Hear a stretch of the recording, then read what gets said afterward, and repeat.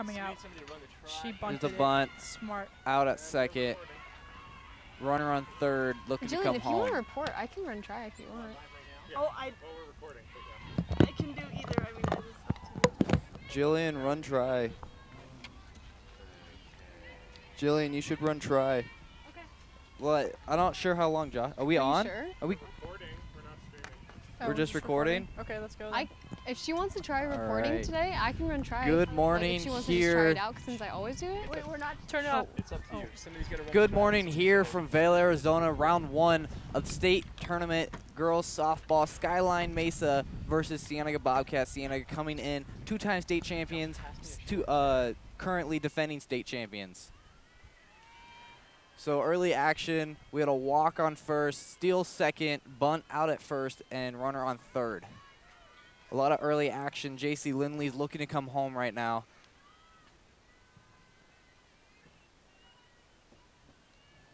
Anicia Pata is pitching, and she gets the strike. Big swing there. She's looking to take that 1 yard.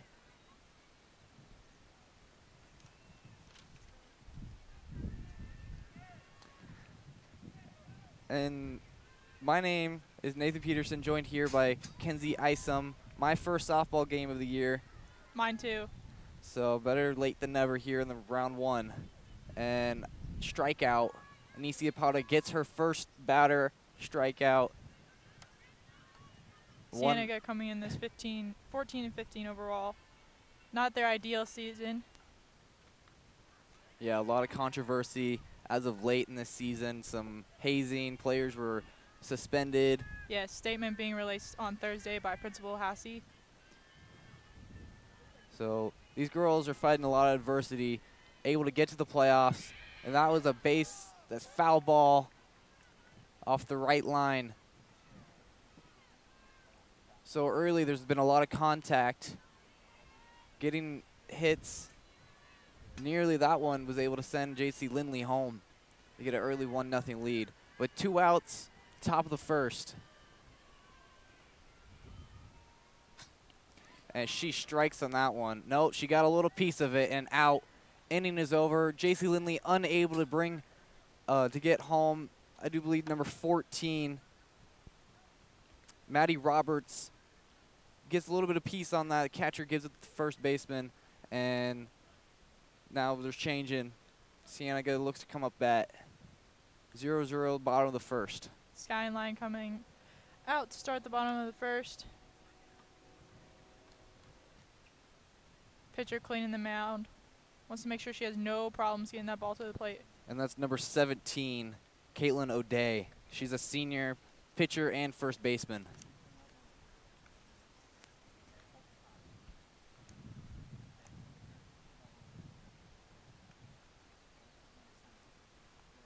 Second baseman, Priscilla Figueroa. It's hard seeing these numbers from back here. Well, their jerseys are camouflaged. Very hard to pick out the green. Is it green? Yeah, green numbers on the back of all their jerseys. Green and yellow coyotes from Mesa Skyline High School. They're coming in 15 and 15. Cienega coming in 16 and 14. Cienega almost missed the playoffs. One of the very few teams that are able to make the playoffs for Cienega this year. Defending state champions, 2-time state champions. They have a lot to prove. They missed the large amount of seniors left last year, including Melanie Cross, who went to Wisconsin. Kayla Green, their power pitcher. She went to New Mexico State. Yes. Bailey Pavlich, I do believe, is playing for Pima. So a lot of big names have left this program, but this team has I don't have a Cienega roster on me, but they have a lot of young girls on the team. Especially bringing up some of their JV to help fill that bench. Make sure they have go-to people, especially during the playoffs. That's key. So 0-1 count. That one looks to be just outside. 1-1.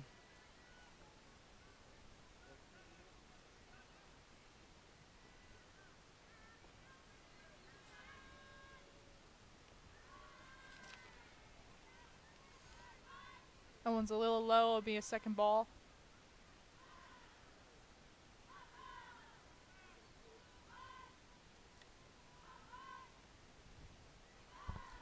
Cienega bench dugout getting into this one early, chanting for their teammate up at bat. And when I said before that this Cienega team is young, they have 2 seniors. They're They coming are very back young. stacked, getting a lot of experience. Pop fly Foul looks to be ball. fouled. Up and over the fence. Outfielder runs into the fence. She looks to be okay. Hey, when you have the eyes on the ball, that's the whole point. You're supposed to keep your eye on the ball. And when she was doing that, she did not realize there was a fence there. I think this is Abby Dowdy at This the plate.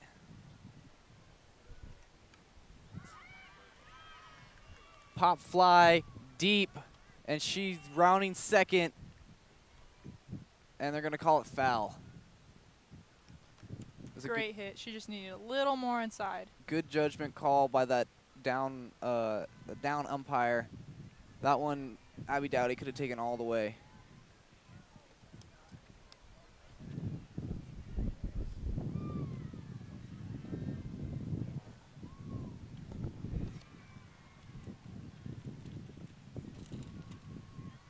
She gets hit to first. Oh no, she walks to first. Excuse me. So Taylor Lambert gets on base. Excuse me, Abby Dowdy gets on base. Taylor Lambert is now up to bat.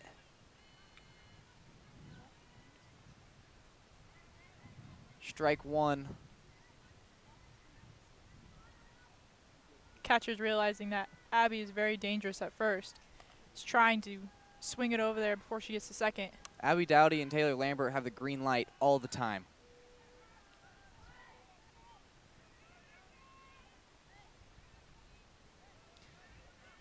Megan Vigil at some time in this game will come in to pitch hit. Pitcher's called for a timeout. And Skyline right now, they just want to get out of here with a win because tonight is their own prom. They're going to try to get it ready as much as possible here at Cienega and then head back up to Phoenix for prom. Boys volleyball had that issue when they had their tournament at the CDO Hitman tournament. A lot of boys had a shower at CDO, get completely dressed at CDO, and then go. Yes, it's a good thing this is an early morning game, not an afternoon game. That would not be good for Mesa. They had no idea. They knew they would be playing at 10:15 in the morning, but they had no idea where. That wasn't told until about 2 days ago. When they release the bracket, right, Nathan?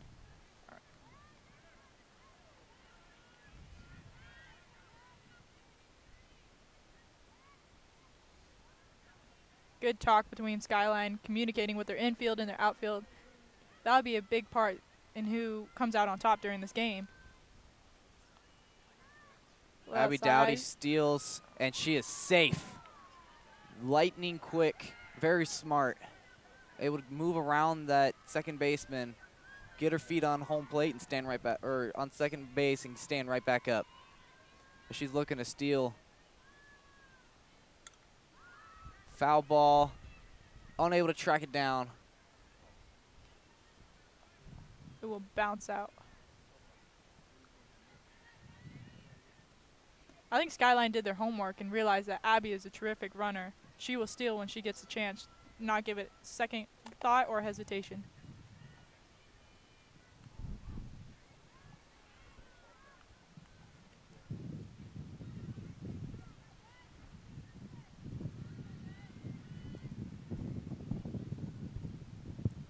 It's very windy here in Vail, Arizona. You can hear it in our mics. That one's down the right line. Abby Dowdy looks to come home, and she'll be safe. Cienega takes a 1-0 lead here in the bottom of the first. I was talking to Tathan the other day. These girls can put up points in bunches. 12 runs an inning, 8 runs an inning. These girls, when they get contact, they bring in runs. It was smart by the hitter. Keep it to the outside, so they'd have to throw all the way across the field to even attempt to get Abby out. And the runner on first right now is a left-handed hitter, or she can at least do switch because she pitched left. She hit left. I'm not sure how important switch hitters are in softball as they are important in baseball. And that's a ball 1. It's still pretty important because it changes the pitcher's whole dynamic of how they're going to pitch it to them. So Caitlin Anderson brought home Abby Dowdy. And another great hit. Good line left drive. field. Caitlin Anderson's rounding third. She has a green light. She'll have a double. She gets a double. Runners on third and second. That's number 9, Shea Bushy. Shea Bushy was on that state team from last year. Caitlin Anderson, great club team player. Her team goes to nationals all the time. Her first year playing, but another great weapon that Tatham has in his back pocket, as she almost brought that 1 yard.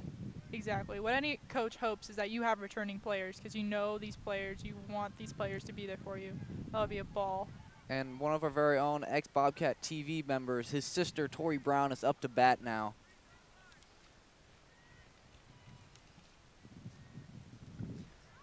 She fouls that one off. Oh, as it crosses the street. And that one is out of here. It's out of the ballpark. Tori Brown, trying to find out what she's hitting. Oh, she's 374 374, great numbers. on the year, 18 RBI, 3 triples, 10 doubles, and 3 home runs. So she is a power threat in that lineup. Question is, do you walk her, let the bases get loaded with no outs? And that's ball. So early, it looks like Cienega is attacking the left outfield, going seams and going line. And a base hit, middle center field, looks to be going home, and she'll stay. So another runner comes in. Caitlin Anderson scores. Miranda Carley comes up to bat. Number 7, Tori Brown hits a double middle field. Another double for her 11th of the season. You know, I was wondering coming in today here, Nathan and Mackenzie, if Cienega's starting pitcher, a sophomore, Anisela Parra, would be able to handle the pressure here, right? And O'Day, who's a senior for Skyline, you know she's been in pressure situations before. So Caitlin O'Day, though, I don't know if she's faced a lineup the magnitude of what Cienega is bringing here today. I mean, it is potent from number 1 through number 8 in that order. And it's just a buzzsaw of bats in succession. It's a lot of pressure on a sophomore for Cienega's pitcher, Anissa Pata. She comes in, I'm not sure if she played last year, but coming in starting first round of playoffs, and Skyline isn't a team to mess with. No Phoenix team is ever a team to mess with. That one's fouled out. It's a great approach, too. You see these right-handed batters from Cienega are looking to go the other way and just take what's given to them. So Shea Bushy is one of those players on the team, the defending state champs from last year. The approach here, it's a seasoned veteran approach from all these batters in the lineup. Miranda Carley is a seasoned veteran as well. And Caitlin O'Day looks to be having a little bit of trouble pitching right now. She's giving up some hits and some runs, doubles. Looks to be a little shaken up. She's going a little more outside to the left. She just got to get out of this inning right now. Her outfield needs to help her out. Pitcher creeping a little out. Another base hit. Shortstop misses that one. Coach them to go all the way home. Tori Brown comes home, scores. I think that makes 3-0 Cienega. You wonder here, too, think about this. Talk about adversity. They have, 4-0. it's a nightmarish bottom of the first inning here for Skyline. And they had the long bus ride from Mesa to come down here. They have prom tonight, right? So they're dealing with all these factors. But the biggest factor right now is Cienega's offense is potent, and they're just getting hits. That one going just up the middle there behind second base. And another miss by the third baseman. Miranda Carley gets the third. And that's number 8, Michaela Barber, who gets the first. And so a little players meeting now at the mound. Caitlin O'Day needs to corral herself, figure it out. 1 out here in the bottom of the first. 4-0 Cienega. It's really rewarding when you have a team like this clicking on all cylinders, especially do this score 4 times in one inning. Yeah, they're able to get contact early. If it's going to be like this all game, then Cienega is going to look to be putting up 20 points It's nothing new for Cienega. They put up points in bunches, as Tatham said. They can hit very well. They're great base runners. And especially on a softball field, the bases are so much closer, and that's a bunt down the first line. She misses them, and she gets to first base, number 3. I think there was a little miscommunication between the shortstop and first. The freshman, Kenzie Carson. Beautiful bunt, squeeze, right? Suicide squeeze. So even to get on base on first on a base hit on the bunt is a bonus. But Carson laying down a beautiful one. Eric Tatham loves to have those runners in motion and generate runs and manufacture runs. It just puts more pressure on Skyline. The pressure's already immense on them. It's a nightmare. They have to figure out how to get an out, much less get out of the inning. Their shortstops need to come up, corral the ball. They've missed 3 or 4 errors already. Their infield needs to do a much better job of communicating because there was a little miscommunication going on between the first baseman and the shortstop, which allowed Cienega runner to get to first. Can't tell who's up to bat, but it could be Sydney Kratz. I believe that's Sydney. It's a single number. Excuse me, Kratzer. Number 6, Sydney Kratzer. Senior, the catcher, a power bat late in the lineup, right? So to have somebody who has that kind of power that she has coming so late in the order, looking at her stats on the year, 355 batting average, 5 homers, 6 doubles, and 12 runs batted in. Off the top And of the another catcher's error. glove. Miranda Carley gets the third. The freshman, Kenzie Carson, gets the second. Runners on second and third with Sydney Kratzer, who's a great power hitter, up. Second and third, 1 out. Bobcats have 3 runs already on the board. They're putting up crooked numbers here. Oh, 5 runs. Excuse me. Thank you, Kenzie. 5 runs already in the first. And she's walked. Bases are loaded. That's pretty smart for the senior pitcher to let her walk to first, knowing that she's a power hitter. Well, the problem with that is you have Abby Dowdy coming up, right? So Abby Dowdy is not just a speedster and a great right fielder, but Abby's a 464 hitter, and she has 22 runs batted in from the leadoff slot. So she might be their most dynamic weapon that they have in that entire lineup. And the sophomore, older sister Morgan, was a great player, an outfielder for a state title winning Bobcat team. And her sister Abby following in Morgan's footsteps, winning her ring last year as a freshman. So it's like choose your poison here. And it doesn't get any easier because now the lineup is resetting, and Taylor Lambert's coming up next. So great. 2 green light players. Abby looking to take this one yard for a grand slam, and I'm just waiting to try to bring out my own hand to try to catch this one before it flies into our I'll equipment. let you catch it. I'll duck. Hey, if we can catch one out here, that would be sweet. Do we get to keep it? No, I think we have to throw it back. Oh. They probably need, it's not the major leagues. They probably need that one back. And Foul that ball. one's fouled out. You know, I wanted to point out, too, their third baseman, Maya Garcia, is a very good player and a great hitter and a good fielder at third. There was a grounder, a pretty sharp grounder in her defense, hit the third base, but she didn't get her glove all the way down. We have a great angle here. We're just perched to the right center field, like we're just a few steps right of dead center. Thanks to Mike Keck, our construction teacher here, one of our great CTE teachers at Cienega, here this morning at 8 a.m., helping me put up the scaffolding. When this inning is over, it's an interminably long inning, we're going to go to Autumn Weaver with a report down on the fields. So she's standing by, and we'll talk to her at the end of the first as we go into the second inning. But she's just waiting patiently here out in the sun. So we got a 2-2 count. Caitlin O'Day just needs to get out of this inning. And a great hit and caught by the outfielder. 33, excuse me. And I think I have the lineup. Coach O'Brien texted me their lineup last night. So their left fielder. She's not registered on Max Preps. She's not on Max Preps. So 2 outs, bottom of the first, 5-0 Cienega. There's little to no wind. You got to think about it. This could go to work to anybody's advantage, being there no wind. Sometimes it works, sometimes it doesn't. It just changes the dynamics of the game. Taylor Lambert trying to bring her girls home. And Nathan, their left fielder is McKenna Graham. She's a junior. She's listed as number 4 in the lineup. Her number on Max Preps is number 4, but today she's wearing uniform number 33. So nice catch there in left field by McKenna Graham, getting the second out. So 1-2 count now. Caitlin O'Day 1 strike away from getting out of this horrific inning. But Taylor Lambert, great hitter, and she gets another great hit. Possible double, base hit. Players coming home. Makes it 6-0 Cienega. Great hit by Taylor Lambert right over the shortstop. Plants it right in front of the outfielder, Megan Graham. Freshman Carson Holtz at third. Initially told him to go home, but So Michaela Barber comes home.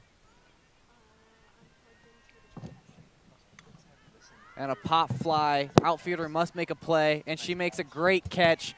Backpedaling, that's number 10. Number 10, trying to find full names. Number 10, Summer Pryor with a great backpedaling catch to end this horrific inning. Cienega gets 6 runs in, many hits, had the bases loaded several times. Okay, let's go down. So the Skyline Coyotes are number 21 seed in their tournament, 15 of 15, 6-4 in their section. Their coach is Todd O'Brien. Their pitcher is Caitlin O'Day, and she's a senior, 10 of 7 with a 1.78 ERA. She has 130 innings pitched, 89 strikeouts. Their shortstop is JC Lineley. She's also a senior with a 465 batting average, 25 RBI, and 30 runs. She is the catalyst of the team with 29 stolen bases. Send it back to you guys. Thanks. Very good there, Autumn. Thank you very much. And good report there. Come on back to us, and we'll get a report after this half inning, and she'll give us a little bit of perspective on what Cienega is doing. I don't know if you saw Beth Thompson over there in our shot, but she's a cross-country runner.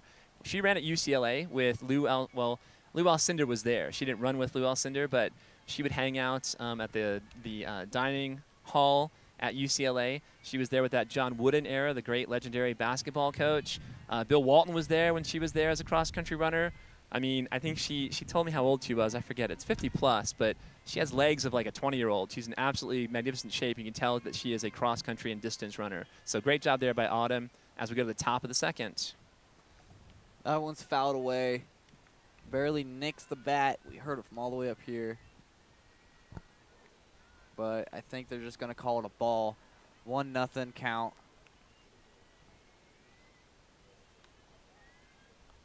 pitcher a little outside the strike zone.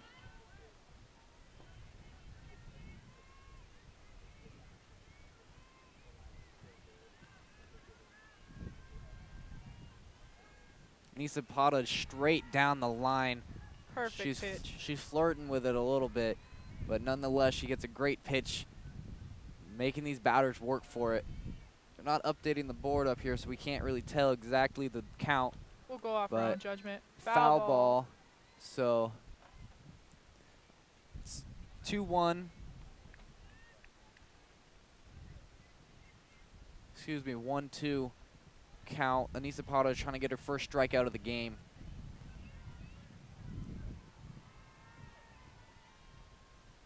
And strikes her out.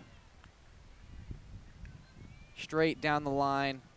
I'm not sure exactly if they have the same type of throws as in like fastballs and curveballs and softballs they do baseball. Great question. And talking to Eric Tatham yesterday, he gave us a lowdown on what Anisela Para throws. I don't know if she goes by Ani or Sela, but Anisela Para, Sela, she goes by Sela, and she throws a low rise, a high rise, a curve ball, a drop ball, a changeup, and a screwball. So she has 6 pitches in her arsenal, and she's not afraid to throw any pitch at any time. Tatham calls the signals in from the dugout to the catcher, to Sidney Kratzert.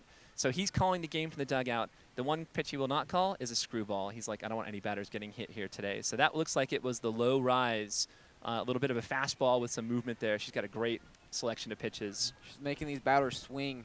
These girls are looking to try to get on base, try to get this deficit down early, 6-0, but they're killing themselves. They're not making any contact. These girls need to start making contact. Make Stella Pata another strikeout. And excuse me, 2-1 now. Stella hasn't really had any contact. These batters need to find some contact, get in a rhythm, because that's what Cienega already did in the bottom of the first. and strikes her out. Back-to-back strikeouts. Great strikeout, being able to strike out a left-handed hitter. I think those are high risers, right, on the outside of the plate. So her stuff is so good that she can challenge hitters and throw pitches over the plate. She doesn't have to nibble and pick or nibble and peck around. But so you saw 2, I think, high risers on the outside of the plate. Great selection. And a pop fly over the dugout. Oh, nearly a car hit there. That white Bronco or whatever it is, white Explorer. I don't know. Almost got tattooed.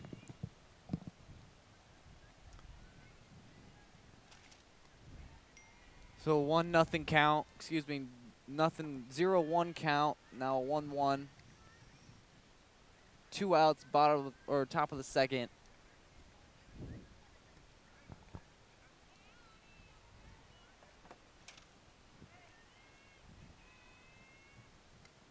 Another foul ball over the dugout. Excuse me, over the backstop. Crossing the road. And it's out of here. We want to see some balls over the outfield fence. I don't know about that one. Well, we know both teams have bats in their lineups that are capable of clearing the fences. Oh, great pitch. Nice framing by Sydney Kratzert. You saw that pitch right on the outside corner. It was a fastball with movement. I think the low riser, and it just broke on the outside of the plate. We are going to go down to Autumn Weaver with the report that she has here on 16-14, 5-3 in their section. Their coach is Eric Tatham. They're defending state champions. Abby Dowdy and Taylor Lambert are the table setters. They get on base and steal bases. Caitlin Anderson and Shay Bushy are the power hitters of the team. They're returning players from last year's title. Their pitcher is Anisela Para, 9 of 6, 1.55 ERA. First playoff start for the sophomore. Thanks, guys. All right, thank you, Autumn. Nice report there. Nice second report down from, we'll call it the right field foul pole, or right next to the lighting there in right field. But a great day. Like, it's a great day for softball. The forecast for today was mid to upper 70s with some gusty winds. Thankfully, we haven't seen that wind yet here in Vail. Saw it a little bit pregame. Oh, did you? A little bit pregame. Stuff started blowing around. But nonetheless, great day for softball. Great closeout by Scylla, the pitcher, not allowing a single runner on base that whole inning. So talking about the power hitters, Caitlin Anderson has years upon years of experience in club softball, facing competition from all over the country, almost all over the world. Her team goes to nationals numerous times. She's won numerous titles, but she finally gave Cienega softball a chance. This was her first year, and she's making a hell of an attempt at it. Oh, here comes one. Hot fly. Deep to center field. Camped under it was a center fielder. Let me tell you here. I have that lineup on my phone. Kayla Anderson is also like just that natural softball built. Madeline Mercer. Yes, Madeline Mercer in center field. She's a junior. So these outfielders are already getting a lot of work in, and Cienega's outfielders, not a whole lot. Kind of just sitting back here and watching the butterflies. Well, Shay just got under that one a little bit, but it was solid contact there, right, going into, like dead center field, like right where the center fielder was placed. She had to take a step or two to make that catch. If she was able to get a little bit more behind it, we're sitting over here at a 7-0 game. Because that one had the potential. 6-0 game. If she had homered it. Oh, exactly. Nice. I like that you guys are checking each other. That's good. Well, I thought for some reason, I looked at a bird flying across. I thought that was the ball. And I'm like, that thing's going home. Great infield communicating and be able to throw that from third all the way to first. Another great young player, Miranda Carley, sophomore. She's a great softball player. And just like that, these outfielders getting a lot of work now. And 3 balls, 3 outs, inning change, top of the third. Yeah, Carly, good contact there too. Like, seeing the Bobcat players seem to be squaring up the softball. Again, it was a line drive, but it was right to the center fielder. So nice defense there from the Coyotes. You know, driving in here this morning, it was 6 a.m. when I was coming into school, and I saw 2 Coyotes, and there's usually, I think, a third. I think they kind of triangulate their prey in the morning, early morning, the dusk hours, and or I guess it's dawn in the morning. And I took that as a sign. I don't know. I mean, when Cienega played Scottsdale Chaparral in their title game in 2011, I saw a bobcat meandering through Oro Valley the day before the game. I took that as an omen, maybe as a bad one. But that bobcat team was a great football squad under Coach Niemer Hassey, quarterback Michael Archie, and just all kinds of weapons on that team. So anyway, just a little background information that doesn't mean anything. But here we are going into the top of the third, and the Bobcats have a 6-0 lead, well in command here today. And you just wonder what Skyline can do to change things around, right? And I think they have to really start stringing together solid at-bats, and I really think they have to start right now here with stringing together solid at-bats and trying to make some solid contact, maybe going the other way, maybe hitting the ball sharply on the ground, not swinging for the fences, because they need a long, sustained rally. Yeah, Anicia Pata, she's feeling very comfortable. These batters, they're not getting any contact. These batters need to do, they need to get some sort of contact. Make Celia, she needs to start thinking about what she's throwing a little bit more. They've been hitting on the high rises, the low rises, are they hitting on it? But right now, she's just throwing anything she has, and they're not making any contact. Well, she's dealing the two varieties of fastball that she has. She's throwing that low rise and the high rise, and she's moving it around. I haven't seen the curve really yet, and I don't know if I've seen the changeup here yet. And a great contact there, but Taylor Lambert gets under it, who had a great catch in that state game last year. Tay with a nice catch there. You could see she had to take a little bit of a skip of a hop to make the catch, and she looked at Abby Dowdy, who was converging there, and she gave her a smile like, whoo, that one almost got away from me. So smooth in center field, though. Very athletic, speedy. The whole outfield is just tremendous defensively. She's girlfriend of McLean Mott, Cienega volleyball setter. The great setter. We are undefeated as of right now. Coming in last game on Tuesday against Buena, senior night at 5 o'clock, and then state playoff time. We'll be there on Tuesday, senior night for sure. That boys volleyball program under Coach Heather Mott is a powerhouse, number 2 in the state. And you see Parra there with the fastball overpowering the hitter from Skyline, just too much velocity on it. She throws, Eric was telling me, Coach Tatham, high 50s, low 60s. I don't have a translator to tell us what is that in baseball terminology, but it's fast. And Kratzer, look at that framing that she's doing, right? She's so good at trying to trick the home plate umpire into seeing or calling a strike there with a little subtle movement of the glove. She's very poised, very sharp. Knows when the second she catches that ball to freeze so the umpire can see it for a couple seconds. Smart before calling. A very smart kid. She has a scholarship to play. I forget the school, but it's a school in New York. It's New York State, but I don't know the exact school that she's going to, but she is a scholarship athlete. There are many scholarship athletes on this current team and from years past that have gone on to do tremendous things. Yeah, one of the biggest names, Melanie Cross, is a 4-pitch strikeout. Melanie Cross at Wisconsin recently, she had a walk-off home run against, I do believe it was Michigan State, so she's doing big things, D1 ball. Great players come out of this program right here. That pitch was that low riser, and the low riser has movement going from right to left. So it's almost like, in baseball terms, kind of like a cut fastball. There's movement from the right-handed pitcher going from right to the left, and the batter's swinging at it because they think it's over the plate, and it continues to drift away from the right-handed batter, and we've seen a lot of swings and misses on that pitch here today. A little talk between the infield and the outfield. Infield telling the outfield to back up a couple steps because they realize this who's up to bat is going to hit it. These if given the chance. Camouflage jerseys make it very hard to read numbers. Yeah, and it's hard to see them when they're in the outfield grass, too. Yeah, you can't see them at all. Should've They're told me wearing to bring my camouflage. binoculars.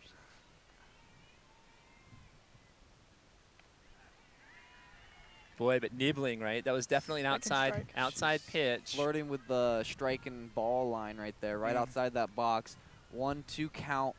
She's looking for her third strikeout of the game. Excuse me, second strikeout of the inning, and third strikeout of the game. But it doesn't hurt to test the umpire to see how wide of expansion of that strike zone will be. So she's really kind of testing the perimeter of the strike zone. How much will you give me on the outside?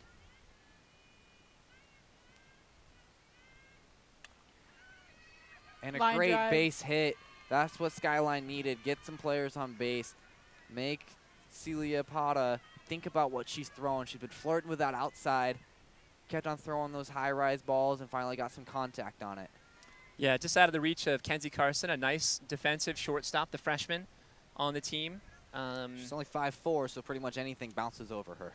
Right, but that was a little bit to the hole there between shortstop and third. But good range there. She's in there for her glove. The second baseman from the Cats that's out there as well, Michaela Barber, she's in there for her glove as well. So you have two players that are there because they have great fielding capabilities. Nice throw down by Sydney to first base to Tori Brown and the slap down. It's good to see R.J. Brown. You were talking about it earlier today.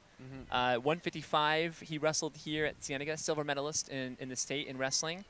And do you know what college he's going to? Careful there. Simpson College. Simpson College. All right, we are on the scaffolding, Nathan. You can't rock backward on that stool. And a strike there. I believe High strike. I believe this is the first runner on base for Skyline Second today. runner. Second runner. Earlier, J.C. Lindley got on base. She made it all the way around the bases, just couldn't bring her home. She's a fine player, is J.C. Lindley, the shortstop. Foul ball. Look out for the cars crossing. Nice Dodge Ram passing by. You know, we thought we'd be in shade here because we're, well, in the outfield wall just to the west of the preschool playground. And the Palo Verdes are trying to give us some shade. And I'm hoping that sun will just creep a little bit more to give us shade. But I think we're underneath the sun here. Low rise. Another strikeout. There's that low riser right there. It boom. Right, bottom left corner. Either that or it was her drop, right? It was either the drop ball or that low rise. And I think it was a drop, actually. It just dropped a little bit and a flailing swing. How many strikeouts does Para have? I think that makes 4. She's dealing. She had 2 last inning and then 2 the inning before that.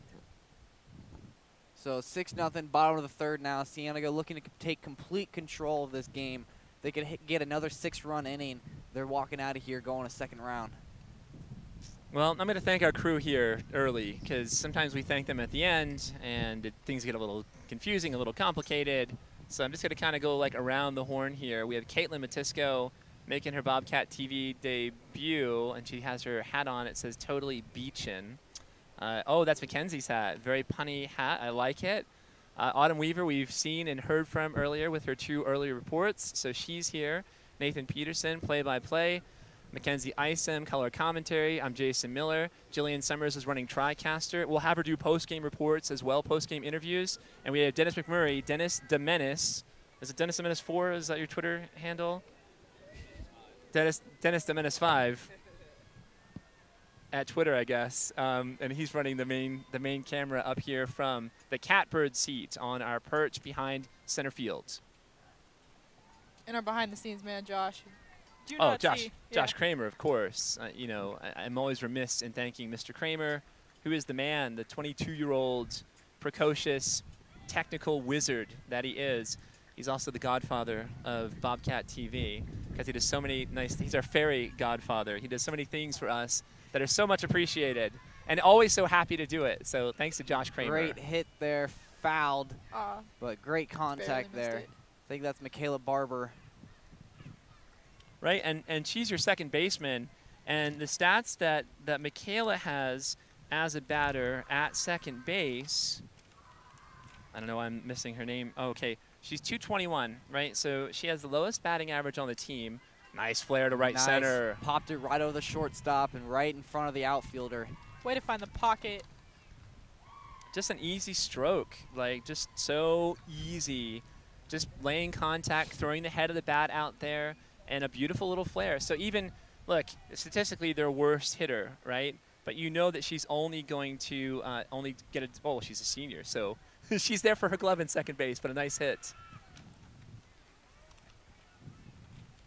Kenzie Carson, the freshman. And Kenzie's batting .455, right? So the shortstop, .455.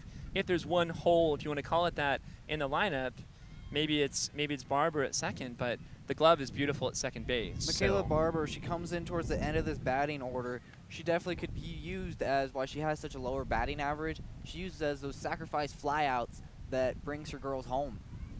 Well, 3 steals, and if you look on the season here for the team, 71 out of 86. course, I don't have my calculator with me right now, but I'll do some quick math here while you guys continue. Lots of screaming going on. First softball game I've been to in recent history. So Great Caitlin enthusiasm. O'Day has a 1-2 count and a great hit right there. Seeing if she can get, unable to pull it into a double. Michaela Barber gets thrown out at second, and Kenzie Carson gets in at first. She's a little bit short, but she is very fast. But a nice job by the second baseman, Priscilla Figueroa, at second to get that high throw and make sure that she got her feet on the bag. So to get that force out at second was a nice play there by Priscilla at second base.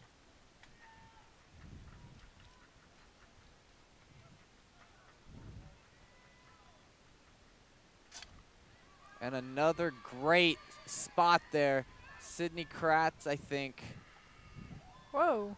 Sydney Kratz able to split the shortstop and second baseman, and the two outfielders fell right in front of them. A little contact between throwing it to third, but these girls are used to it. Probably get hit by a softball on a daily basis. Here's my math, sorry. 83% success rate, Cienega as a team stealing bases. It's higher with that with Abby Dowdy and Taylor Lambert. They're 1 and 2 double base stealing threat. Coach Tatham telling me yesterday that they've stolen more bases, more third bases than any players he's had in his program. And just think about how successful he's been in building, we'll call it a dynasty down here in Vail. So those two are just prolific running the bases. First base runner was tagged off by, I believe, 2 for Cienega or 2 for yes. Puglia? She's tagged off, so she could go suit up and get ready for the next inning. Oh, sorry, and that's Ayana Puglia, and she is, quote-unquote, fast as lightning. Those are Eric Tatham's words, not mine. Probably looking to steal third. She's a courtesy runner, so she runs, I don't know who she runs for. Sydney Kratz. Oh, Sydney, right. Now. Yes, Probably exactly. try to save her catcher's knees as much as possible. Exactly, and Sydney's not a speedster on the bases, so Sydney's there to play defense at catcher and then bring that bat into the lineup. So Cienega softball making a lot of noise, and it looks like Skyline's dugout's pretty empty. They don't have a huge team. Throw to the pitcher, and they get out of this, 2 outs in this inning, 1 out away. Caitlin O'Day doing a lot better job pitching. Dennis, give us a shot of third in that dugout. Give us a quick shot, and then you can give us back to that home plate shot as well. Let's get a quick shot there of Coach Tatham at third base, the third base coach and the manager of this team, and that dugout. Taylor Lambert looking to bunt. We can come back to that shot at home now. Thank you, Dennis. They're trying to get these bases loaded, bring in their power hitters, because after Taylor Lambert comes Caitlin Anderson. Oh, Gets the bunt. Look at that. And that was a one-handed bunt, right? So she dropped the right off of it to extend the left. It's almost like somebody was holding like a flag, like saying, hey, it's right here. But one-handed, I haven't seen that. She just needed it so the bases could get over a tad. Kind of like Ichiro, the great Japanese ball player. And there's a flare now to left. Great hit, but unable to. She got a little bit too under it. Change of inning. Makes it 6-0 Cienega. Top of the 4th.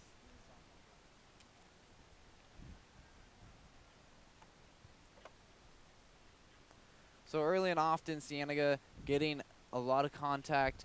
These later innings, they're not getting as much contact, but they have this nice 6-0 lead. Skyline, on the other hand, they're not getting a whole lot of contact. Got a base hit earlier in the top of the 3rd, but other than that, they've been pretty quiet. And the game is flying by, right? So we're going into the top of the 4th inning, and they have to figure out Skyline how they are going to generate offense and get base runners. And they just need players on base, right? And then you hope that something can happen. Either you put pressure defensively on Cienega if things get a little bit tighter, or you have a power hit that can bring in multiple runs at the same time. But again, they've got to string together at bats. And just looking at Anisela or Sela Para, who is dealing right now today, the sophomore. And look at her numbers, right, from the season coming into the game today. And she has a 1.55 earned run average, which is it's microscopic. In her innings, 86 innings pitched, 69 hits, 72 70 runs, I don't think that's correct. So it's more innings than 86. It maybe is 186 innings on the season, 88 strikeouts, and she's a strikeout artist. So I don't think those numbers in max preps, at least as far as her hits are concerned, are accurate. But the 155 unread average for sure is accurate for her. So she's out here just stealing it. Working the outside corner. Gets the strike on that. Sydney Kratzer doing a great job faking that ref. It looked a little bit too far outside, but she holds it. She's flirting with that left outside, left top, left bottom. She's not only got the athleticism and the capability to play a pitcher, she also has the GPA and the mindset to be smart enough to know, okay, this ump is whether or not this ump is going to give me this or this. That's the reason she has a scholarship. Almost a 3-pitch strikeout. So 1-2 count right now. Looking to get her 5th strikeout of the game.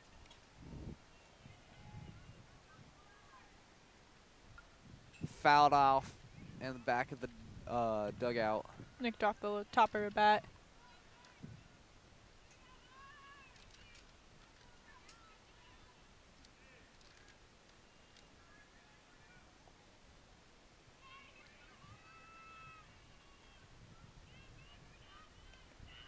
A little bit too far outside. 2-2 count.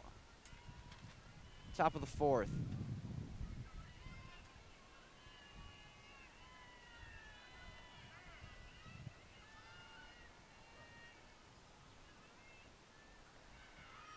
Into the dirt there. Full count now for Celia Pata. Can't tell who's up to bat.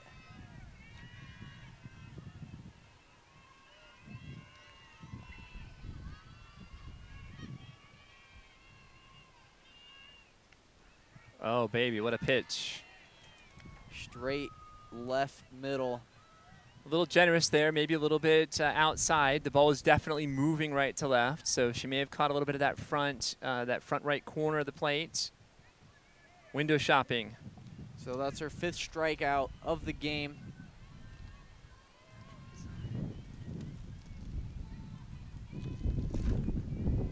Is that the second strikeout that she has looking, or is that the first one that she has looking? The others are swinging strikeouts.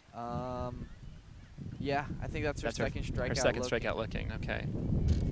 Perfect. So now, if you can hear through our mics, wind's picking up just a little bit.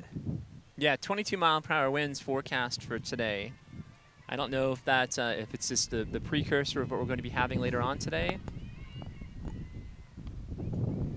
So that was way outside, right? But Kratzer, so crafty at catcher, trying to, again, frame the pitch with the glove with as little movement as possible to deceive the home plate umpire into thinking it's an outside strike.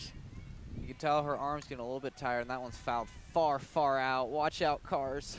Oh, it barely missed that one. It kissed that little sedan, that champagne-colored sedan, off of the bounds. So not even a scratch, I don't think, on it. Watch out for that big lifted truck over there. Right. This softball field is very weirdly positioned, especially next to busy Marianne Cleveland. It's just a little odd. A little bit too far inside on that one. You can tell her arm's getting a little bit tired. Her pitch is a little bit outside. Don't see any pitchers warming up at all. She could possibly, if she continues on this great streak, she could throw a complete game. Oh, yeah, I'm sure she will. It's very typical. Nice little piece of hitting there to flare it to right field, foul. Very common for her to go deep, if not complete games regularly. I don't know what it is about softball. The pitching motion is a more natural motion than what you would have in baseball. So the underhand throwing motion allows players to go deeper into games. A lot of the velocity is generated from their midsection and their lower body, right? So from their core and their legs is where all that speed is coming from. Of course, the arm plays into it, but most of the power is generated from that wind-up, and then it's generated through the legs, the torque from the legs. The wind's definitely picking up now. And a great catch there. Nice. Kayla Barber gets them. A little dancing going on. 2 outs in this inning. No bases, no hits in this inning.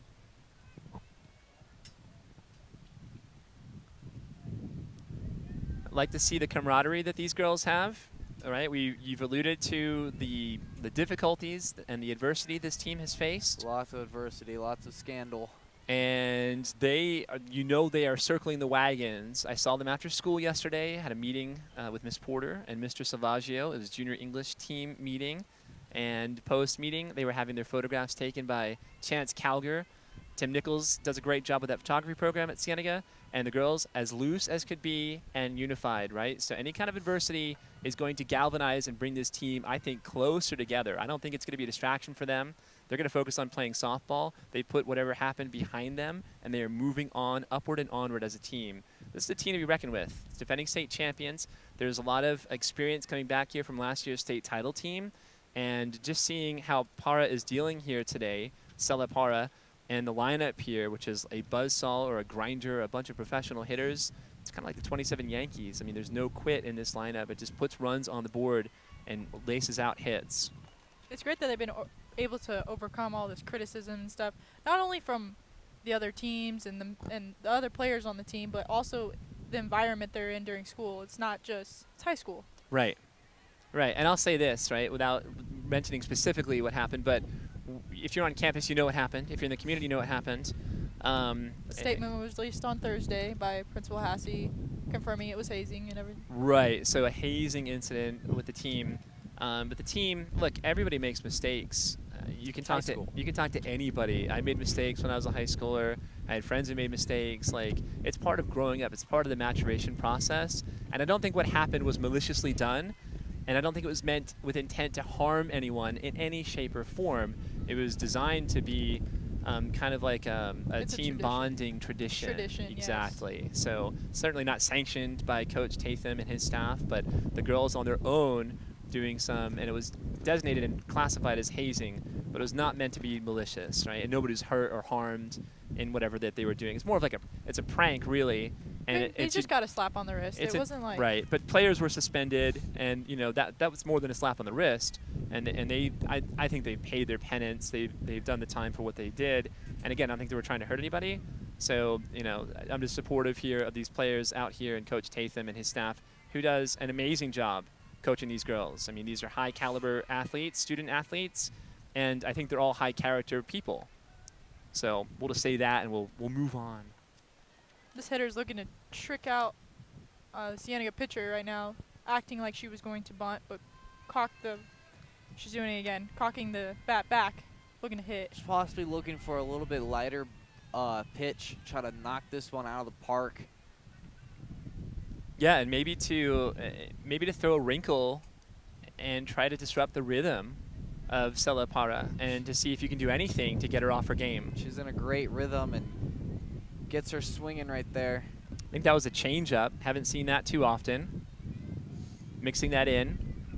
The two varieties of risers we've seen the most, the low rise and the high rise. We've seen the drop ball a little bit, and I think that was a changeup. I don't know what Kenzie's laughing about. I couldn't tell you. That went low and away in the dirt.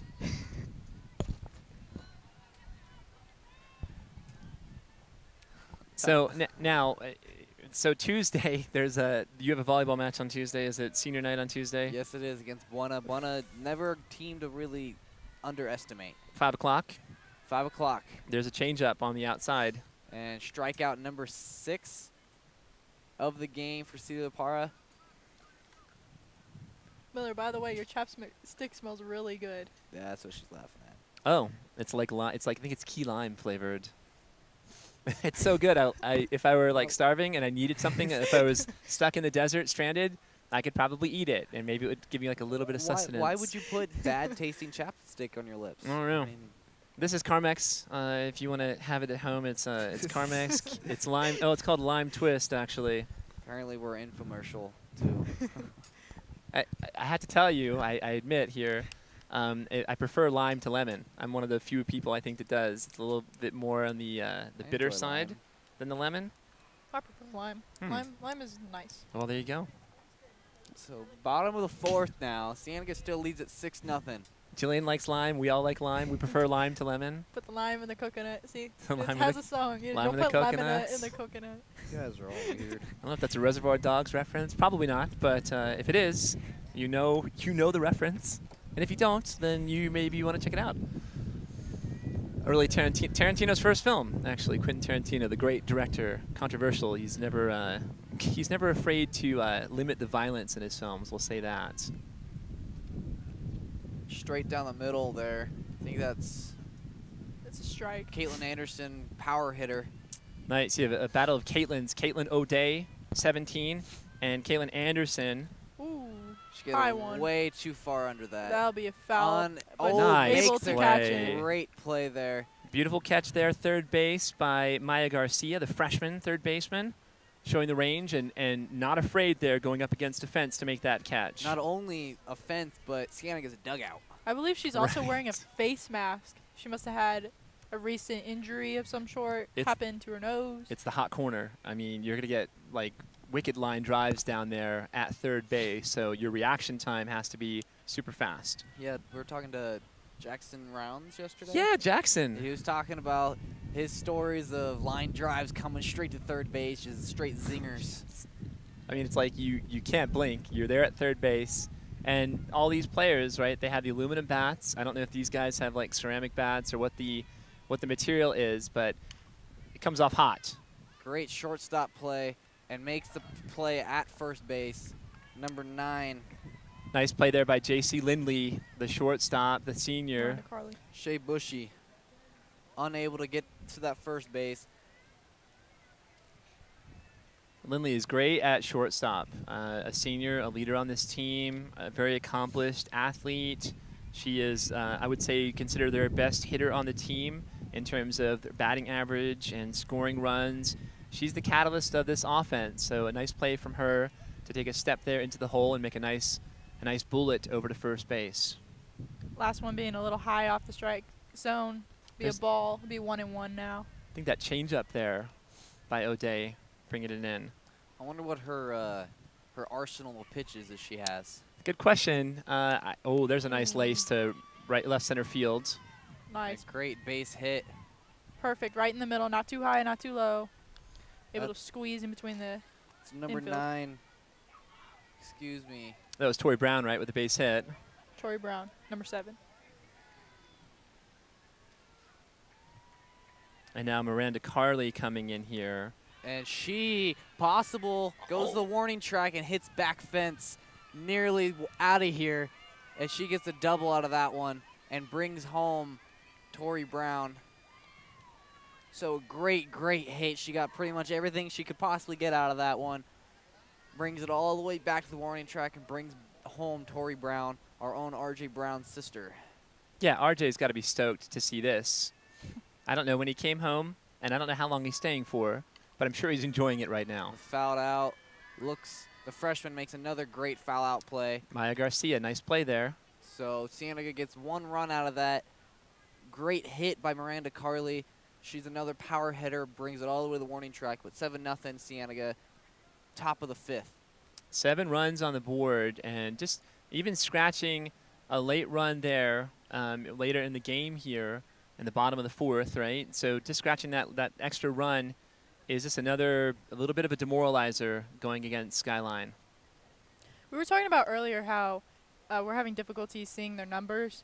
I've noticed in college women's sports they're starting to lower the numbers on their backs so you can see it under their hair, and sometimes they're even putting their last names under the number so you have a clearer image to see it. So like kind of like in the small of the back, like the lower back area? FSU has started doing it. Middle Tennessee started doing it. UTEP's looking to start, University of Texas El Paso is looking to start putting names on jerseys just for women's sports. It's interesting. It's interesting to see the evolution of uniforms in general. Under Armour comes to mind at the forefront, and of course Nike. Like those are the two athletic wear apparel giants in the industry. And to see how that they have come up with all these different kinds of uniforms. Oregon, of course, at the Division I level in the Pac-12 comes to mind with their plethora of uniform costume changes. And Emer Hassey, let's admit it here, is a fashionista. And how many uniforms does that Bobcat football team have? And now with Coach Pat Nugent, how many different combinations do they have? It was like... Not enough. I don't know, like 50-some combinations when you look at helmets and jerseys and pants and socks and cleats. And it's just crazy.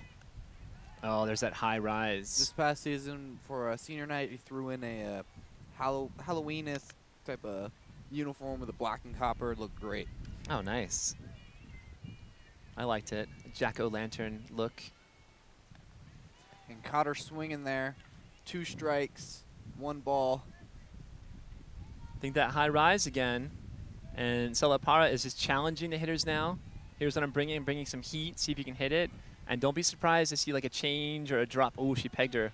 So that hit the, looks like hit her right leg. That ball just got away from her. Inside right ankle. Yep. But it's a base runner, and it's a leadoff runner here for the Coyotes, which is what they need. They need runners early and often. They've got to scratch a run across the board and get that 0 off the scoreboard. If you get the first one across, then it's a psychological boost, and maybe you can scratch some more runs across.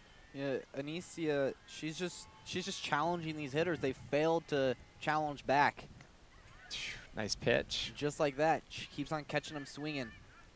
Boy, she's dealing, and the thing that she's doing, I think, most effectively, she's changing the eye level of the batter. You hear analysts talk about that in baseball all the time.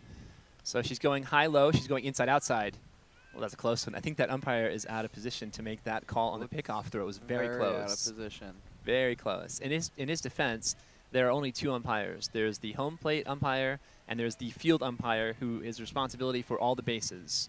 Well, I mean, if they could play it like they do in volleyball. There's 2 line judges, 1 on opposite corners, and they get lines. If a judge gets this line, he pretty much has whole right line and then this back, and then the behind the catcher umpire has the other side. Seems like he's very out of place, and a ball flies into the road. Mary Ann Cleveland. Now, quick story about Mary Ann Cleveland. She is a generous woman, and her whole pursuit was to make sure, because there was no stretch of road between Houghton and Colossal Cave Road. So she was the catalyst behind the road infrastructure improvement program. They named this stretch of road. I thought that was a pickoff throw. Oh, she's back and safe.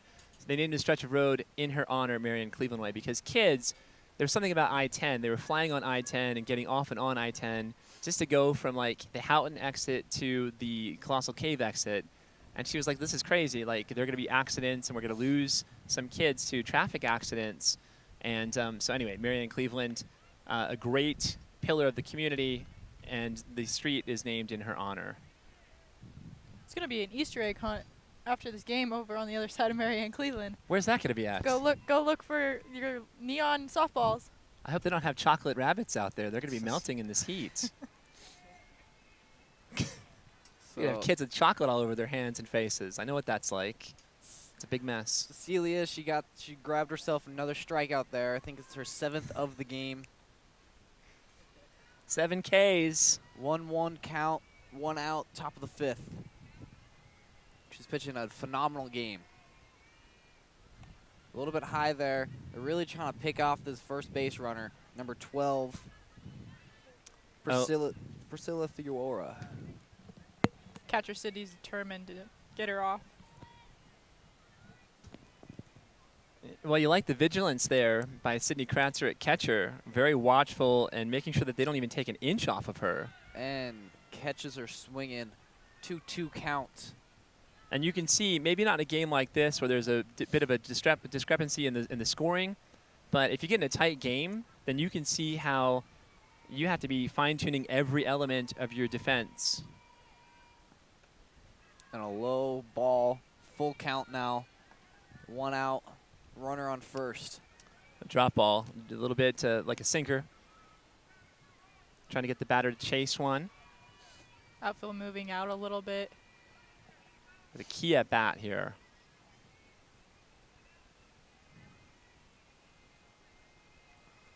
Yeah, Skyline, they'd love to get a hit here. Unable, catches are swinging. They would love to get a hit there, be able to get 2 runners on, and possibly just get a pop fly out and get a runner to come home. Get on the scoreboard, let these players ease their mind, make sure that they're still in this game. Big strikeout. I think the batter chased a little bit. It was the high-rise fastball that Para throws. And it's so hard. You've got to defend the strike zone. That one's definitely another riser there, way up. But for the batter, trying to draw a walk is as good as a hit, but it's easier said than done, and you have to defend that plate because you don't know if the umpire is going to give her the high strike call or not. Skyline's just got to find some momentum. Every game has some sort of rise and low of momentum, and Cienega, they're riding on a high rise, and as an error by the catcher, Sidney Kratzer, runner gets to second, but Skyline, they got to take advantage. Now they got a runner on second. They have runners in scoring position, and they just got to make some contact on the ball.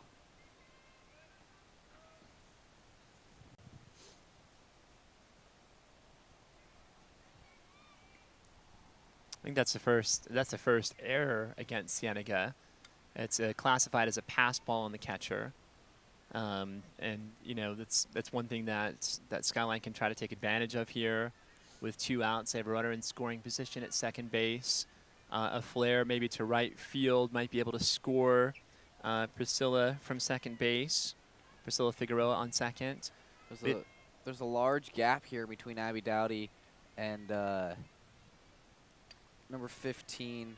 That one's fouled out. Yep, that's Taylor Lambert in center. Taylor Lambert. There's a large gap. She's really cheating over to Caitlin Anderson in left field, but they can try to splice these 2 outfielders. They can definitely bring home potentially 2 runners. Yep.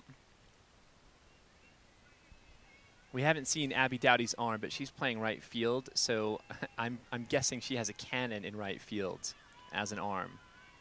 You have your strongest armed outfielder is in right field. It's the longest distance typically from the outfield to home plate, and then you also have that long throw from right field to third base, right? That's the other long throw that you have to make. So I'm sure she has a cannon in right field. Little sister of Tanner Dowdy too. I forgot about Tanner. He's a great golfer here at Cienega. Got another pitcher good. up in the dugout. So we may see a reliever coming in here to close this out for Cienega potentially. But Celia Pardo, she's pitching a perfect game right now. Not necessarily perfect, but she's pitching a really great game. Right. So she has given up a hit. She has a walk hit batter. Not perfect, but she's pitching beautifully. Like, I know exactly what you're saying. So full count, 2 outs. This is crucial at bat right here. Try to get a hit. Got runner in scoring position. They need to get something.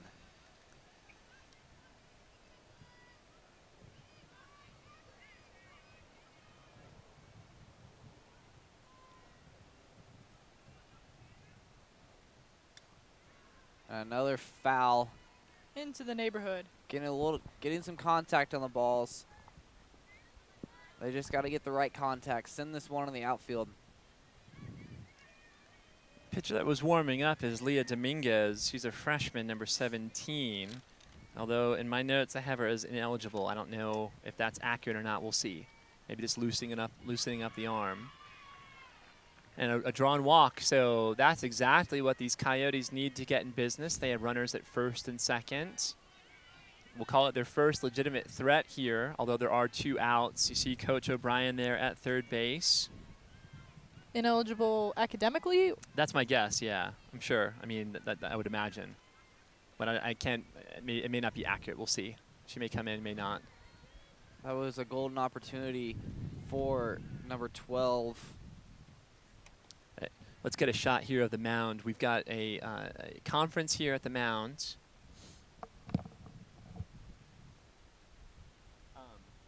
Kate, can you get a shot here of these outfielders? Get a tight shot of those 3 girls.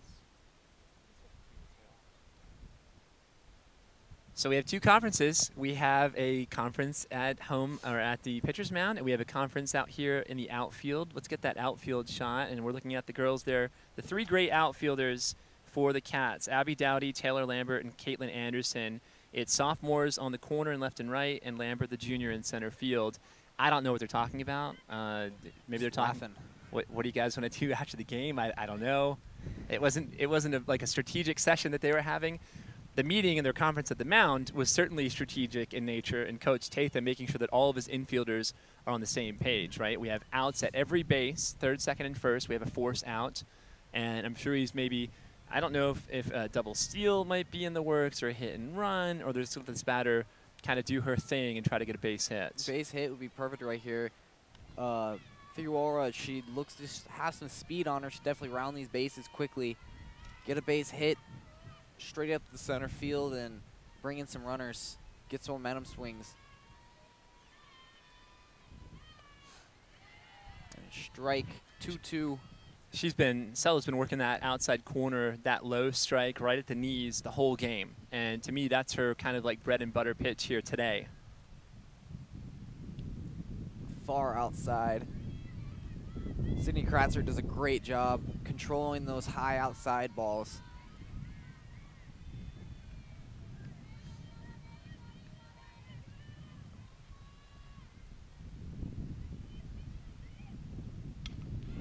Nice hit to right field. And that's fair. Yep, It's beautiful, fair. beautiful piece of Brandon hitting. runs.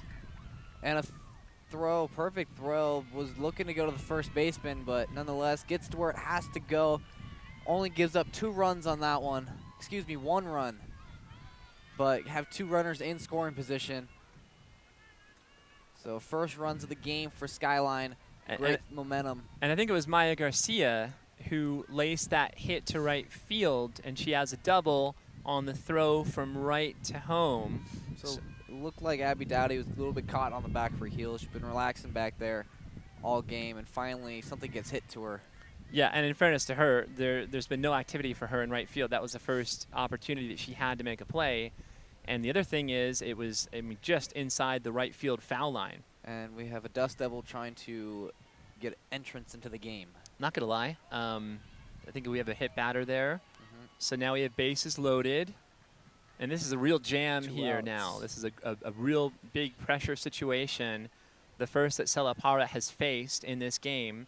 And we see Shea Bushy, the third baseman, instituting a huddle here at the call. mound. So I think the rules, and you can correct me if you're wrong. Kenzie, I know that you're a baseball player in your background. Nathan, I don't know what your baseball ability is, but no background at all. No background. I have very little. I couldn't hit the ball. Got scared when kids started throwing pitches that were up and tight. Anyway, I think if you have a 2 conference, the manager had a conference already. I don't think he's allowed to come out without making a change. So it then becomes on the hitters or the fielders in the infield to have the conferences, right? So I don't think Tatham can come out and talk to his pitcher again here without making a change. I believe so. And you wonder what the message is. It might be, hey, just throw strikes. We don't want to walk anybody. We don't want to hit anybody else to put free runners on base. With the bases loaded, yeah. We have a play at every base, including home plate. So there's a force at every base. Whoever it's closest to, you know where you're going. It's just the infielders reminding one another, hey, if the ball's hit to you, just throw it there. And then also, like, let's just calm down. Like, let's make sure we're relaxed here. Let's have fun, probably. And this is where the pressure's on the pitcher right now. Bases loaded, But 2 outs. also the batter as well. There's a lot of pressure on Yeah. this batter. She hit that foul ball in the dugout, but the velocity on that ball, if that was hit fair, we could be talking about a 5-7 game right now.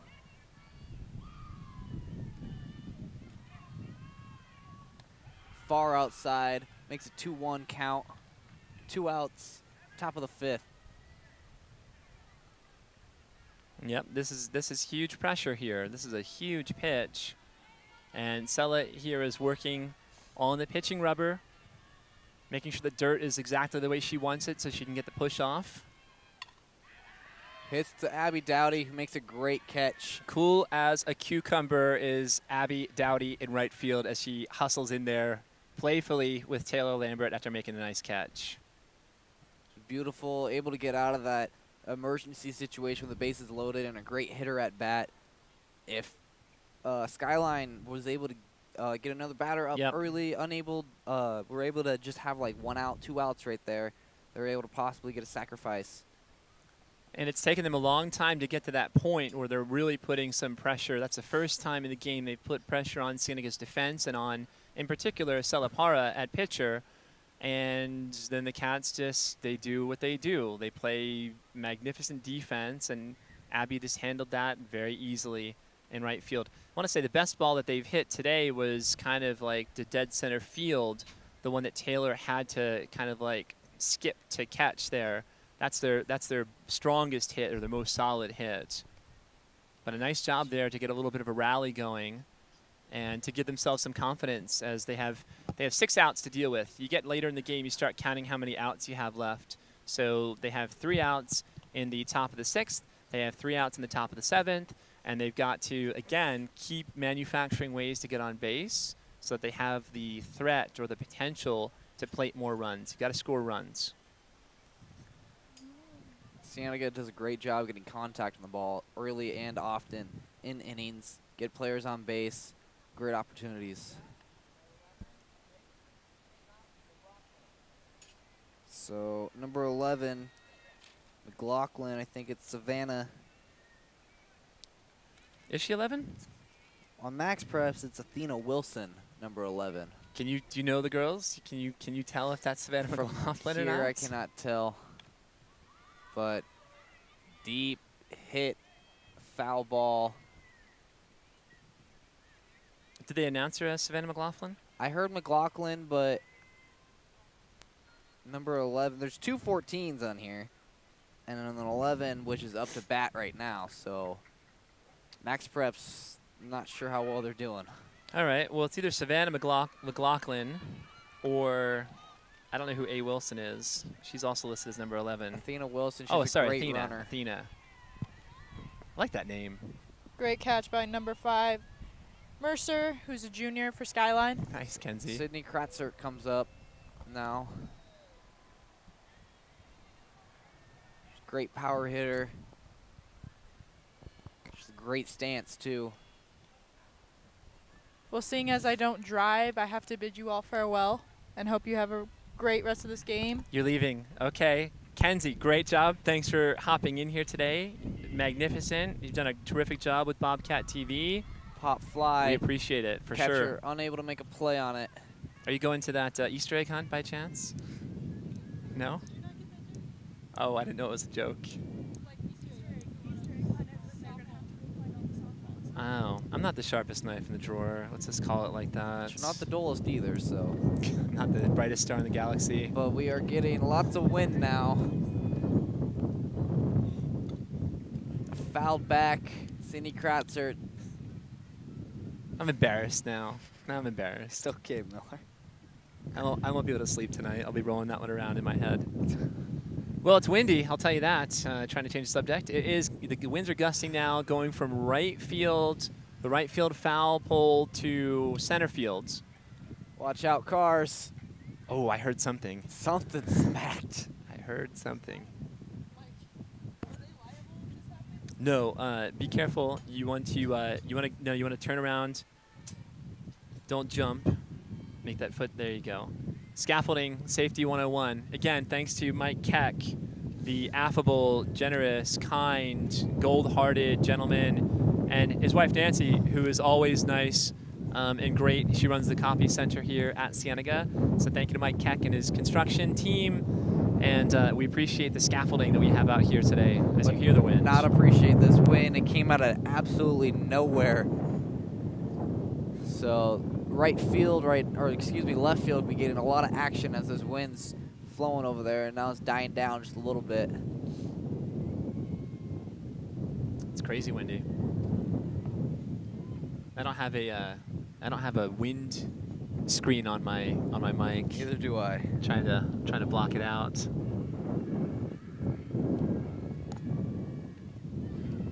It's good for flying a kite, I'll tell you that. It's good kind of weather for sailboating, yachting, and kite flying. Could be great wind to try to push the ball over these back fences. Yeah, we could see that happening here. Miranda Carley wished she had this wind earlier. So, full count now for Sydney Kratzert.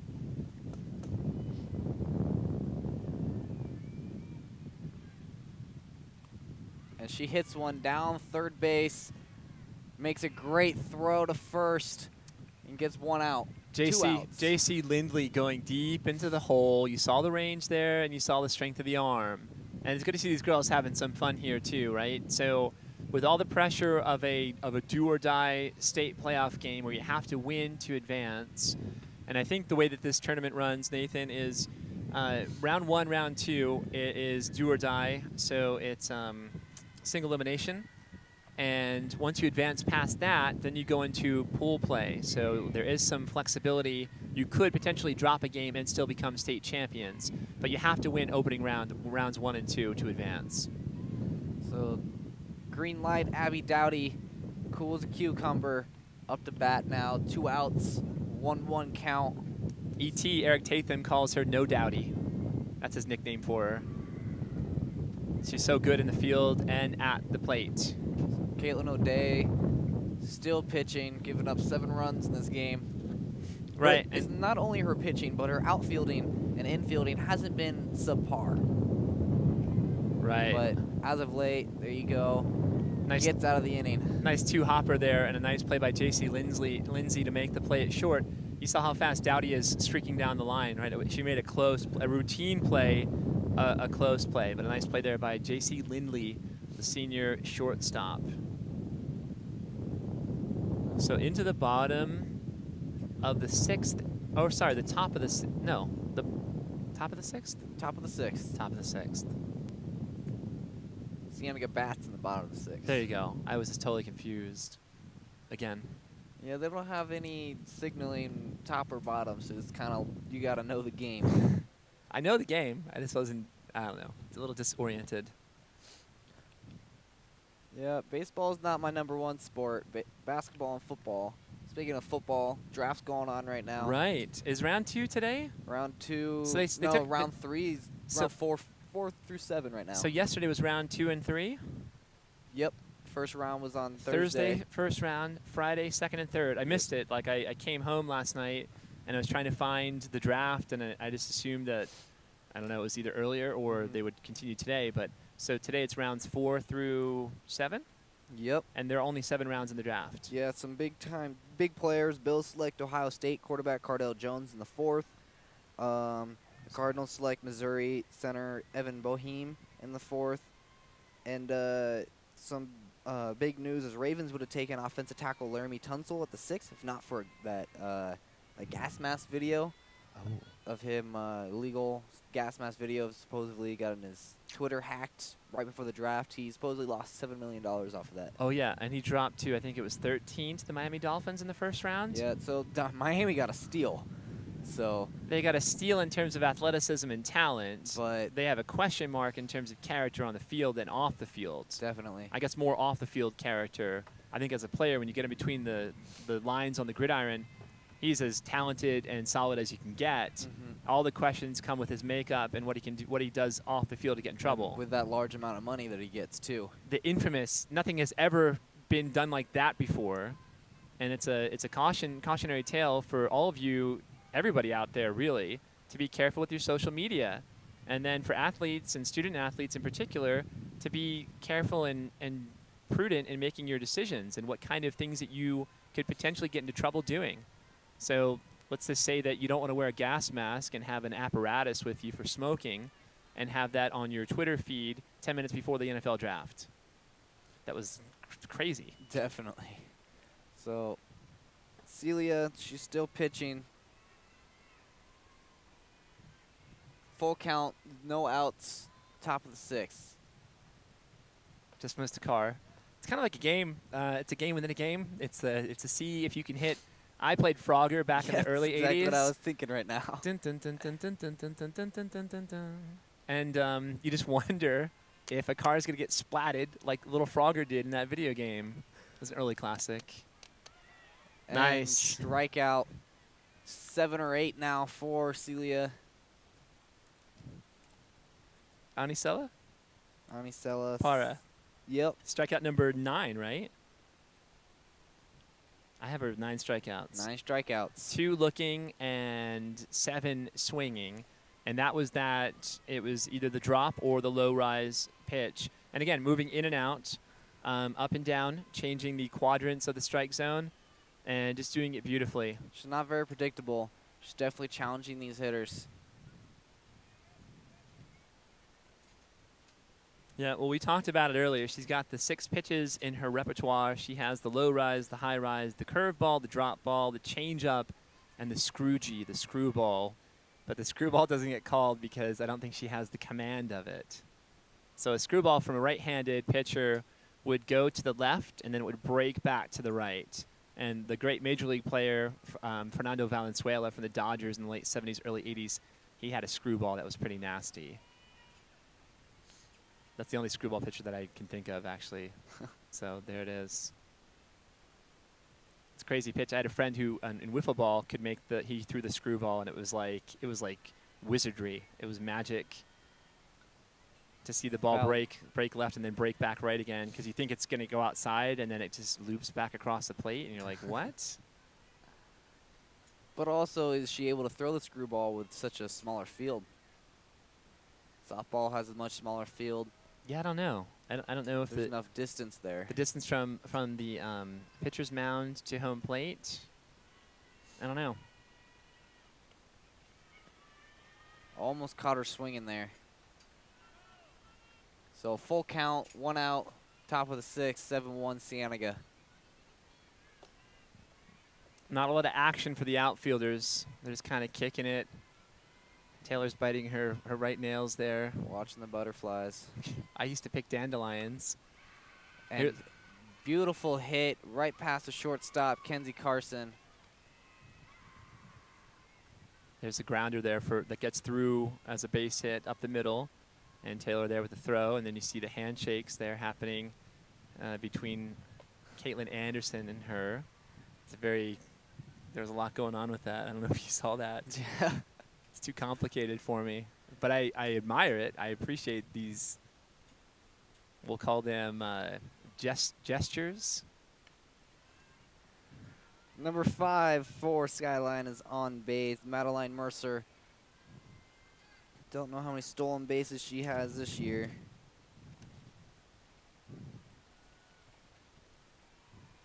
I don't know either. The stats we had on Max Preps from Skyline were limited. It was pretty much batting average, runs, RBI, on-base percentage. They don't have their speed figures up there. The Bobcats have everything. I mean, they're like 7 pages worth of stats on Max Preps, and for Skyline they have like 2 pages. So, and I think part of that is a coach not wanting to alert another team as to what they do and how they kind of play the style of softball that they play, and what their strategy and their tactics would be. Yeah, but that makes recruiting very, very hard for these girls. And another ball fouled back, 2-2 count. We'd really like to get this batter on base. And the wind's picking back up here in the heart of Vail, Arizona. And strike out. Double digits, strikeout number 10 for Anisela Para. Just flat out pitching a gem here, overpowering Skyline's batters throughout the game, and then just challenging them. And that was again the low fastball or the low rise pitch. Oh, Another that's a nice swing one. and a miss. Nice movement there, going outside. It broke outside, and where the batter thinks it is, it continues to move outward. So great break on that pitch. Good velocity too. Same pitch, it was identical. I want to see her throw it one more time, because the batter couldn't hit it the first 2 times. Why not challenge her a 3rd time? Basically just says you can't hit anything. I want to keep on pitching whatever I want. Fouls that one out. Jeepers, that was almost in that Jeep Wrangler there. Shaggy. Looks like someone moved their big truck. Oh yeah, that monster truck is taken off. So we'll have interviews post game. We're gonna have Autumn and Jillian both go down on the field, and we'll get some interviews with players here. There are many cats to choose from. So 1-2 count, 2 outs.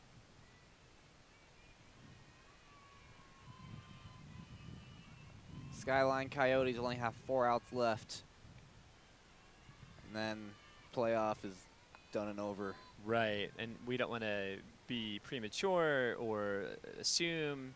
But we've been doing sports long enough. Things are difficult here. It's a monumental task to try to get 6 runs across the board against a team as poised as Cienega. Nice base hit to center Great field. hit. And Oh, and an she error. errors. And that maybe speaking too Runner soon comes here. home to second and makes it 7-2. Things just got a little bit interesting. Yeah, and you saw there. So the first thing was that Taylor, if we can get a close up here, the outfield, the first thing is that Taylor on that, it was a laced hit to center field, and that grounder just kind of went through her legs. A little bit too relaxed back here. Right, and then a little nonchalant, and then the throw to shortstop went off of the shortstop's hands. I have my lineup in front of me here, 6-4-3. Kenzie Carson, so Kenzie Carson kind of bobbling the ball, and then I think Anisela eventually corralled it. But it's little moments like that, right, especially in a tighter ball game. We have 2 outs here in the top of the 6th. And Skyline just has now scratched their second run across the board, so they're down 7-2. But, you know, a little mental lapse, I would say, there from a Gold Glove caliber center fielder who knows that that's a play that she handles routinely 99 times out of 100.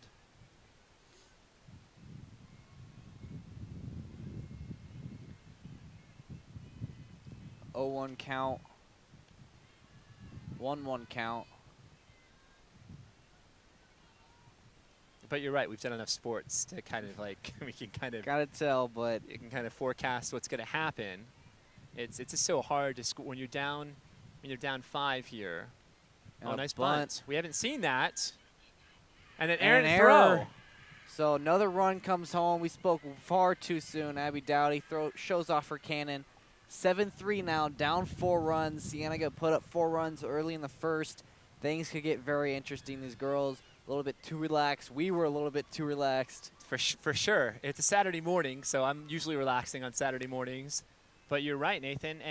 And I like the wrinkle that we see here from Coach O'Brien having his player drop down a bunt and challenging Para at the pitcher's mound to field her position. The runner is streaking down the first base line. It's an errant throw. You have a run scoring off of that, and then you have another runner who is in scoring position at second base right now. So 7-3. Boy, we just have a great spot here. We're just to the right of the scoreboard in the outfield. You won't see an outfield shot of the scoreboard, but we can just barely see that scoreboard. The balls and strikes, I don't know who's operating that remotely, but they're on top of it here. So we have a lefty batter with 2 outs, and this is critical here for Cienega to kind of like temper things down a little bit. Nice pitch on the inside corner. So these Skyline Coyotes have done a lot with 2 outs. Put on 2 runs on 2 Cienega errors. Looked like Powder kind of waited a little bit too long to throw that, and foul ball out. Nice Caitlin Anderson in left field. Gets out of that inning. Nice tracking, 2 hands. It's textbook outfielding 101, and just a little lazy fly ball to left field to stop the bleeding and to thwart that momentum from Skyline. So Skyline's looking to get out of this inning quick and continue riding that momentum they had in that last inning. For sure. You want to get 3 quick outs and get back in there into the dugout and get your team refocused to wrap some hits together. And boy, you can see the tighter the game gets, those kind of plays just become more glaring and more amplified, and it's errors. The errors that could lead to big innings, and if it's a tight game, then those errors could portend doom for your own team. So you know that if the Cats escape here with a victory in the opening round, that they're going to be working on fielding drills, and they're going to be working on the fundamentals of outfield and infield play. And it's just something that you work, you know, they're working on it every day in practice. They work on it months. The girls are playing on club teams year round. So they've been working on this since, I don't know, they were probably 6 or 7 years old. For years they've been working on it. But you can't really quantify what pressure does to a player and how that affects them. And we'll see if Taylor Lambert can shake off or shrug off the fielding mistake she made in the previous half inning and come out here with another solid at bat. Right, and again, she's putting up just huge numbers. She's batting .520, and she's not a big RBI producer, but she has 25 runs scored. And then with stolen bases, she's 15 for 18 on the year, swiping bags, and Abby Dowdy's 21 for 24. So those 2 girls are the table setters at the top of the lineup. They get on base, they steal bases, they take extra bases on hits from batters following them. As a nice flare here to left, and a nice catch by the left fielder. That's Graham. Is it Maddie Graham? Madeline Graham? McKenna Graham. McKenna Graham in left field, the junior outfielder. right? She was the girl that we had listed as number 4, but she's number 33. So nice play there by McKenna Graham. Power hitter Caitlin Anderson comes up. Thinks it's about her 4th appearance. And fouls this one back. Nearly makes a play on it by the first baseman. I like the open stance, and I'll just say one more thing about Taylor there. The first pitch she swiped at with, again, the one-handed bunt. I haven't seen that. I'm going to talk to her about it in first period, before first period, not during class. But to see her try to lay down a bunt with one hand. A little bit too far under it. Makes a great play. Nice. McKenna Graham in left field. So there's 2 outs. Could get this quick 3rd out, get back in there. Skyline looking to continue their season. And that red cardinal we saw the other day is back in that tree right there. Where? It's right here. Oh, there it is. So beautiful. We first came out here trying to scope out where to broadcast from. We saw this red bird.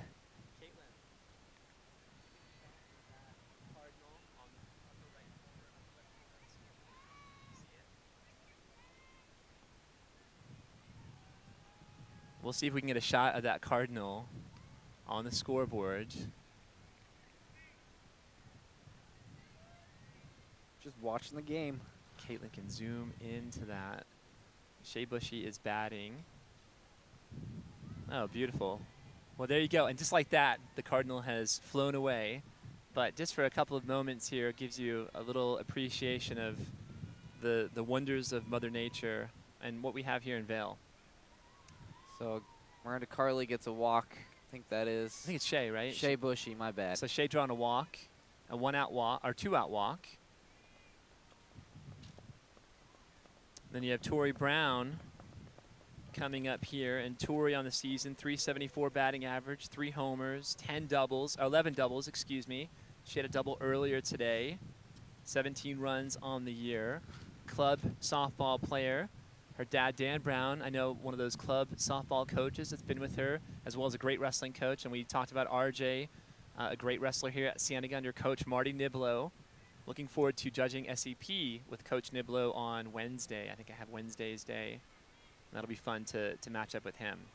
Great coach, great person, a testament to the character and the endurance of the will, coming back from serious illness. And the man is in perfect physical condition, and I think his physical conditioning really allowed him to recover. Another pop fly.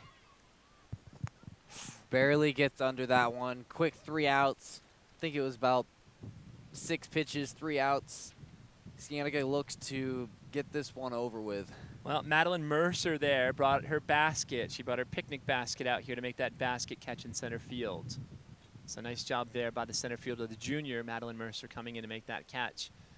You got to think about this, Nathan. You've been on road trips. You've been on playoff road trips. You know how hard it is just to get on a bus, sit on a bus for usually like 2 hours, drive on I-10. For us, it's heading westbound on I-10, all the way to Phoenix, play some Phoenix team. Sometimes officiating comes into play. We haven't seen that here today. The umpiring has been spot on. In other sports, football, basketball, you kind of see those calls. Soccer come into play more often. I would say softball, baseball is more of a neutral game where you have objective officiating, but sometimes you go someplace on the road. Traveling's difficult. For Skyline, they had to wake up super early. I don't know what time they boarded their bus to get down here. Maybe they left at 6 a.m. to get here by like 8 a.m. for like a 10 a.m. game, but it is hard. And then these girls have prom tonight, so they're trying to figure out, well, how are we going to get ready for prom? It's going to take 2 hours to get back to Mesa. They're going to shower on campus, which is interesting. They're going to be showering at the football stadium, the locker rooms. I don't know if they're going to do hair and makeup on the bus going back to Mesa or not. I don't know how they're going to work out the logistics of that. I'm sure they have the reservation set, corsages, boutonnieres, like that whole deal. Their dresses, right? Like that's all like ready to go. But it's just a whirlwind of emotions for these girls. Oh, the bullet to right, foul territory down the right. That's what Jackson Rounds talks about, first and third base. Oh yeah, he said first base too. The reaction time has to be super fast. And you see Tori Brown. I think she's wearing some kind of headgear at first base as well. I don't think Shea has that on at third base. Probably has a little bit more experience over there. or just not as scared. Ooh, that was a pitch. It looked like a strike, and you can see that. You can see that Anicela wanted that as a called pitch, and she kind of turned around begrudgingly and incredulously, wondering like what was wrong with that pitch. So 2-1 count. Key. Every at bat is key here for Skyline. They need to get a runner on base. So if you can draw a walk, great. If you can get a base hit, perfect. And some cloud coverage. I like it. It's kind of like that moment. A little bit high. You can see Anicela's getting squeezed, and you can see. Is it Michaela Barber at second base? Yeah, Michaela Barber at second, looking back kind of like at Taylor in center field, like what was wrong with that pitch? And there's a called strike. That one just touched the corner, the outside corner, to give us a full count. Full count. Big, big at bat right here. See what she goes to. Oh, and I think that was outside, Nathan. That looked to be outside from here. I really think that was an outside pitch. There were 2 questionable balls that were called against Anicela earlier in that at bat, but that one I think she got the benefit of a generous strike zone on the outside, and really demoralizing and a tough one for Skyline to take. I think that was outside. Still have a lot to work with right here. That was the same pitch, right? And he calls that one a ball. So he's hearing it from the contingent of fans that made the trip from Mesa down here for the Coyotes. And you can see their first base coach is kind of disgusted at that call, too. It's a tough one. A hit now. 2 outs now. Michaela Barber, nice play at second base. 2 outs, 4 runs down. Do they just keep swinging? What's the plan here for Skyline? With 2 outs, down by 4 runs in the top of the 7th inning, I think you just look for your pitch and you let the bat go. I mean, I think you have to let instincts take over here. You can't overthink it. You want to get on base, certainly. Looking for something in the zone. Right? Good take from her, up and away. You have to take each pitch one at a time, and the rest of the girls that follow after her, if they get up, have to have the same approach. Up and away, 2-0. Yeah, the Cats have girls warming up in the pen, but it's just we'll call it window dressing. They're not going to come in a game of this kind of magnitude. Baseline hit. Makes the play.